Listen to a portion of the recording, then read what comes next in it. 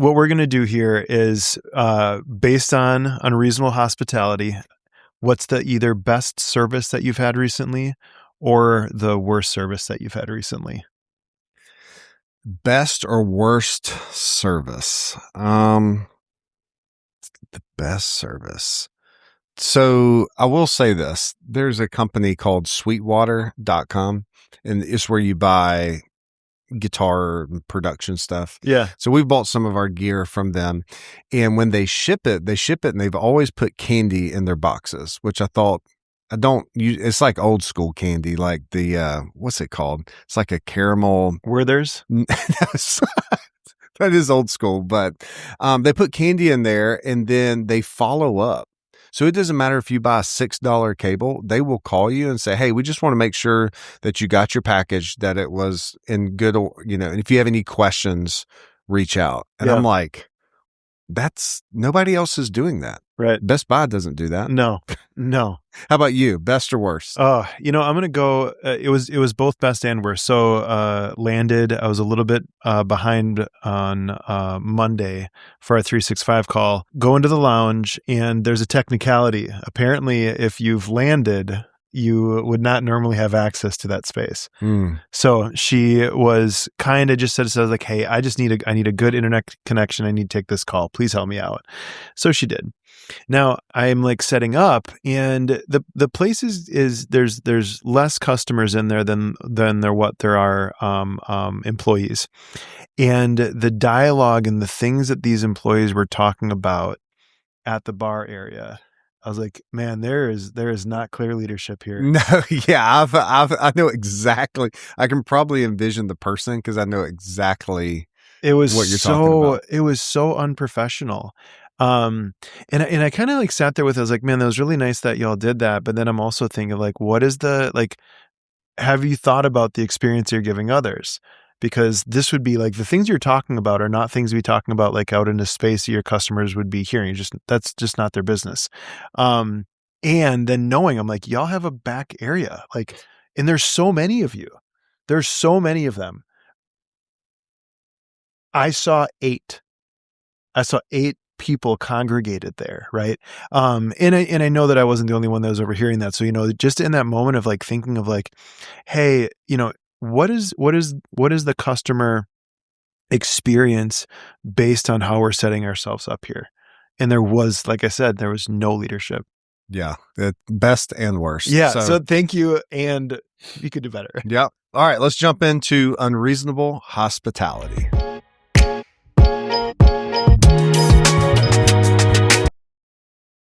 Hey, welcome to the podcast. I'm really excited about this episode. I can literally remember back the weekend that I took this book in. I started it. I was working on a project in the garage in a car, and the book was so good that I was like, I'm just going to keep working. And I listened to it cover to cover. Its first round through. It's so good, and it's so applicable. So I love it. Let's talk about it. We just did a workshop yesterday on it. We did. And the first time I read this book, people were recommending it. And I was like, okay, it's got to be decent. People were recommending it. So I read it and I was like, oh my gosh, this is great. Gareth, who, you'll see, you probably listen to him in the podcast or a future podcast. I don't know the order of these, but Gareth works at our salon. When he was in the interview process, he sent us this book. It was like, hey, I was thinking about you guys. I read this book. He just sent us a copy. I've already read it, but I was like, okay, you just moved up to the top of the list. But we got certified into coaching this workshop last year. And as we were going through the training, everyone's talking about client retention. And I was like, this is it. Yeah. This is it. Like, this is the secret sauce, which is not so secret, is Unreasonable Hospitality. So can I give you a backstory of the guy that wrote the book? His name's Will Guidara, which the last name is a little hard for me to say. I say You nailed it. Yeah. That's exactly what it is. I just call him Will. I'm like, we paid a lot of money to get certified, so we're just going to call him Will. But Will went from the 50th best restaurant there in New York City to number 1. Now, if you know anything about ranking restaurants, it's really, really hard. And to be clear, a Michelin yes, level. number one. And he says it's not from so much the food, it's what they did, the hospitality, how they made people feel. And what I love about this workshop is it's got videos of him in it. Like he really teaches the content and we just guide the team into, and there's workbooks that come with it. And one of my, something, when you hear something, you just never forget it. He says that he was doing an interview. He said he did not end up hiring this person, but he asked them, so what do you feel like the difference between service and hospitality is? And she says, service is black and white. Hospitality is color. And he was like, I just remember sitting in the moment like, that is so true. Just because service is what we do. Right. Cutting hair, coloring hair, checking people in, checking people out. That is service. You look at, Chick-fil-A, who's very efficient in service. Like they give you your meal on time and they get you out the door. That is service. What's hospitality? Yeah. And we got to brainstorm with the salon yesterday and come up with just some incredible ideas. And we have like a cheat code because we get to go around to all these salons and hear what they were like, oh, this is what we need to do. And I'm like, yep, I'm going to utilize that. I'm going to take that idea. So I get to hear from all these other salons that are doing this workshop. So what we would like to do is just kind of share the first portion of this workshop. Yeah. And the first point of this workshop is the problem with good enough. And this is where a lot of companies get just comfortable is it's good enough. Complacent. Our checkout process, it's good enough. Nobody's complaining. Our haircuts, they're good enough. Like I got people, they're rolling with it. How our parking situation, our building layout, it's just good enough. Our bathrooms, they're good enough. Nobody's complaining. What we do for existing clients, what we do for new clients. Yes. Yeah. Yes. So there's a problem with good enough. And so the salons that are like, you know what? I'm not okay with good enough. I want to elevate because this is going to help with client retention. It's going to help with marketing because we all know like word of mouth is the best always will be marketing. Especially always will today. Be. So when people leave the salon, not only are they going, man, that's a great cut and color, but wow, that place is built different. Like I've never been impacted the way that this company operates. So I'm going to share a story that I had nothing to do with in this story, but we have a team meeting every morning and one of our team members said something about going to get flowers. And they're like, yeah, I think we got a vase here. And so I felt like everybody was in the loop and I didn't want to be like, hold up, what are y'all talking about? So I felt like we were too far down the road for me to do that. So, I think I jumped into a Zoom call that day. And so I kind of forgot about it. Well, I saw them in the back. They were like clipping in the ends of the flowers. And I was like, oh, they must be putting this at the front desk. Still didn't ask any questions. So the next day we get our meeting and they said, oh, we do wins from yesterday. And the person starts talking about this guest. And I was like, and the flowers, I was like, okay, they gave this guest flowers. Again, I'm too far down the road to be like, stop, can y'all fill me in? Because I felt like an idiot, which I often do. So, so I go in the office and I asked my wife, I was like, what's going on with the flowers? She said, well, we had a guest and her son passed away. And I believe it was in a car wreck. It's tragic. You lose a child, like I think he was in high school or something like that. And our team was so thoughtful. This is the lady's first time back. I'm kind of getting emotional and chills right now that they thought, what can we do to impact this lady? Mm. So they took initiative. They didn't say, Evan, will you go get flowers? Which I don't think they would do anyway. I would come back with the wrong ones. But they went and got flowers, put it in a vase, and had it at her station when she came in. That is unreasonable hospitality. Yeah. The fact that they thought about that. So now it's like, how do we systematize That. the unreasonable hospitality? So hospitality is the number one competitive advantage for companies. This lady walked out. She could have got a terrible haircut, right? She didn't, but she got a terrible haircut and maybe, slightly not as great color, but she's still going, you know what? I'm going to give that company another try. Yeah. The way that I felt. Because she's telling people about the flowers, not her haircut and color, right? Right. So there's 3 pillars when it comes to hospitality is the connection piece. The connection piece is so important because you can't have hospitality if you don't connect with people, right? Right. I mean, it would be disingenuous. And I think you'd feel it. Yeah, it would become more transactional. Yeah. Then, if we're like, oh, okay, yeah, your son passed away. This is just what we do. Here's a flower. Yeah, we do this for everybody. Right. So the fact that now I'm going to systematize that. Like if somebody loses someone, like how do we make this personal to them? Right. And not just be like, oh gosh, yeah, we got to go get flowers. It's like, hey, no, we're going to step out. We're going to impact this person. The connection piece, hospitality starts with a genuine human connection. It's all about truly seeing the customer, understanding their needs, anticipating their desires. It's almost like knowing what they need before they really know it. Right. We were talking about, at this salon, they're parking, they're downtown and parking. They're a massive salon. So parking is always an issue. So they were just coming out with just some great ideas. What were some of the ideas that you heard as they were talking about the parking situation? Well, so I think the part that I loved about this workshop is that it takes you through 3 different areas of like, hey, this would be simple, relatively, low margin, low resources, all the way up to like what would be unimaginable or audacious. And, some of it, these ideas was like, if y'all did these simple things, like a Google Earth overlay highlighting the areas of like, hey, like these are all the areas that you could park. Now, when someone is coming there, they understand that, right? And like, I'm like, okay, cool. So Google Earth, grab a screenshot and then go into whatever, even, Canva, I would imagine would handle this really well. Create that, add it into your text reminders, right?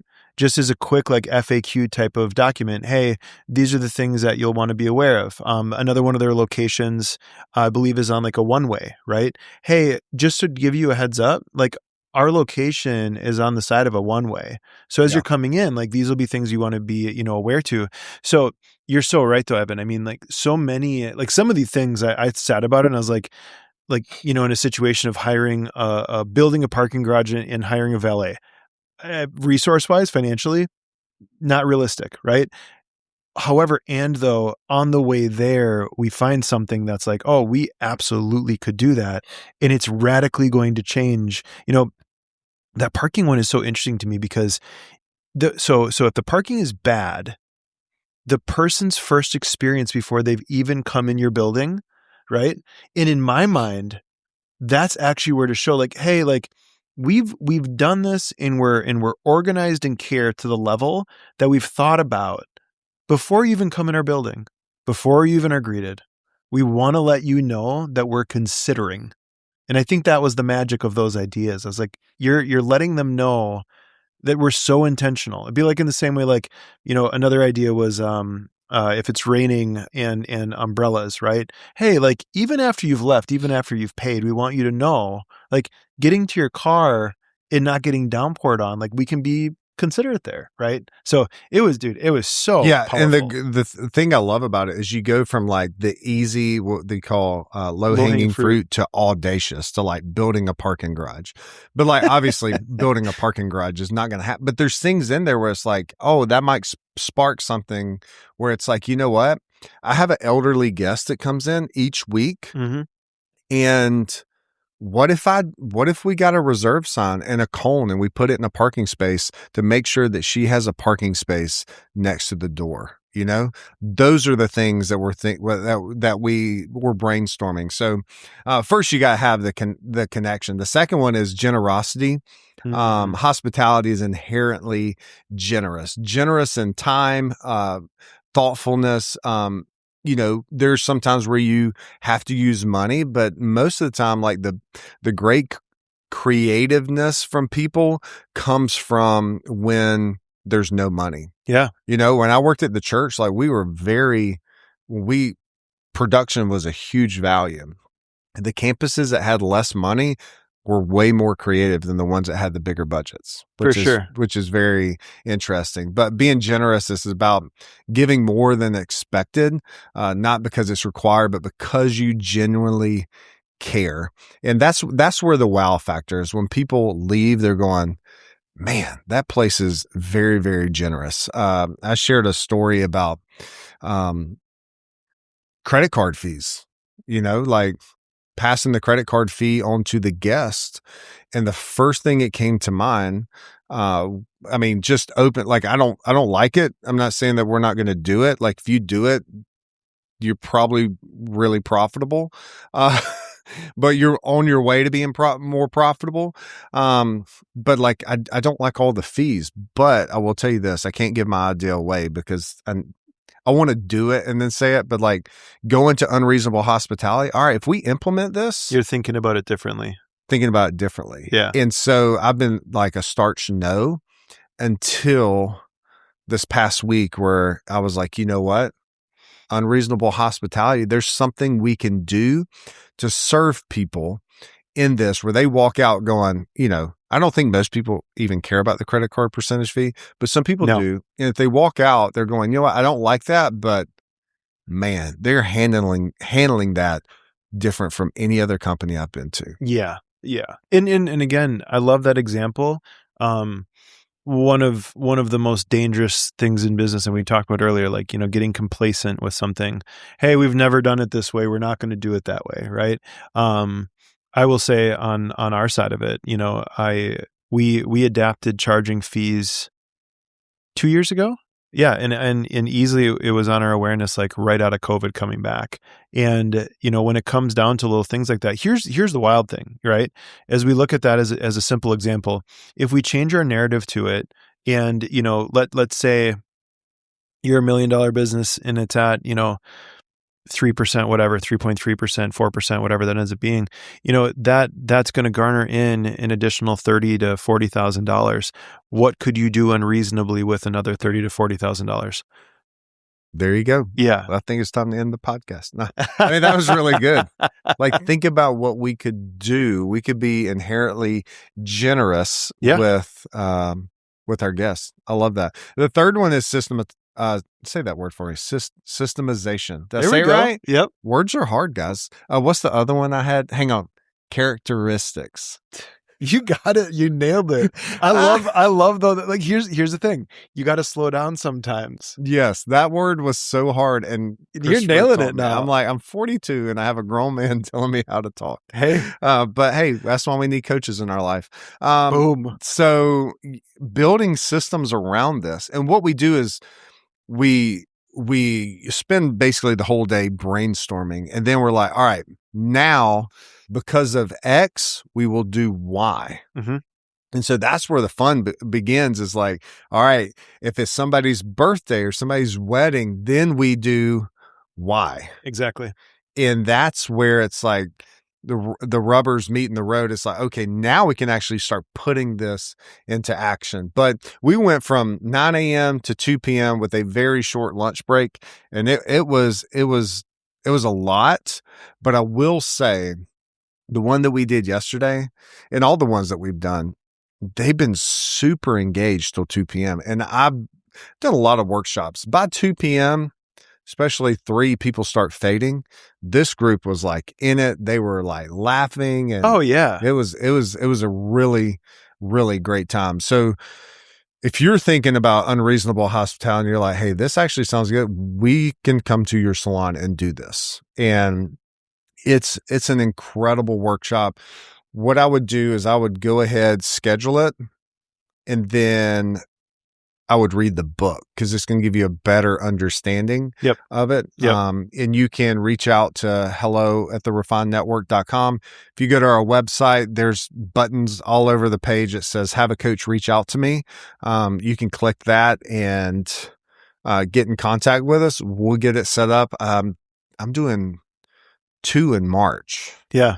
So, and I always go to the cold places in March. Like nobody in like South Florida is booking workshops. Well, here it is. Hey, those of you down South Florida, Texas, they'll probably book it in like August, where it's like 300 I'd say degrees. Southern California, but I don't know that there's many things we can do more hospitable in that state.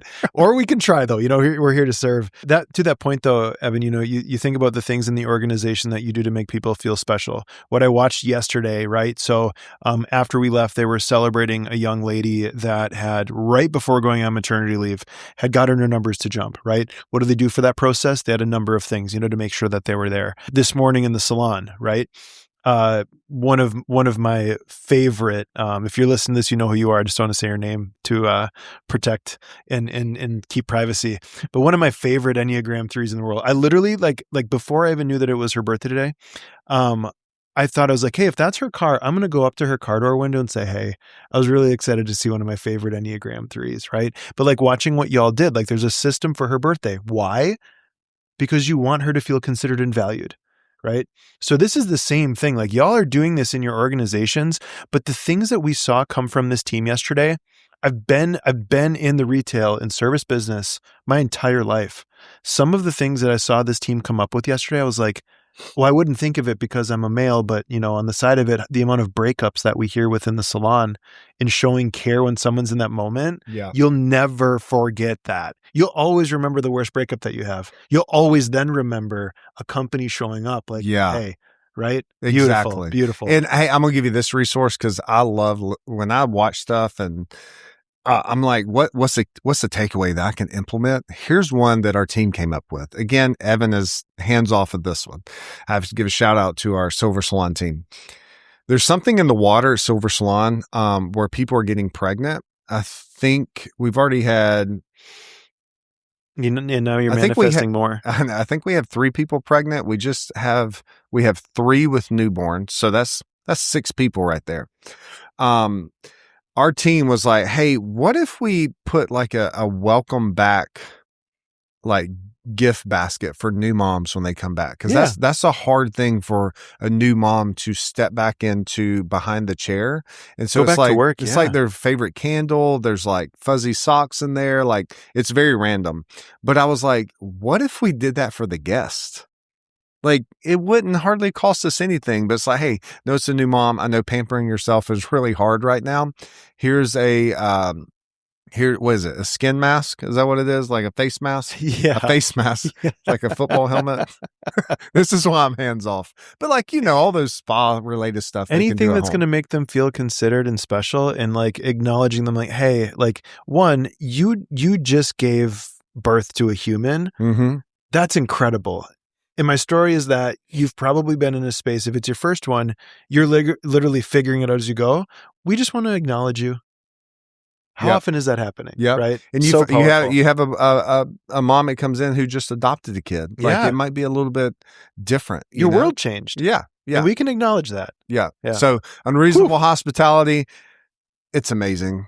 If the least you do, just read the book. The audiobook's great as well. So thank you for listening to the Refine Network podcast. As always, if you need anything, reach out to us on all social media platforms or through our website. Thanks for listening.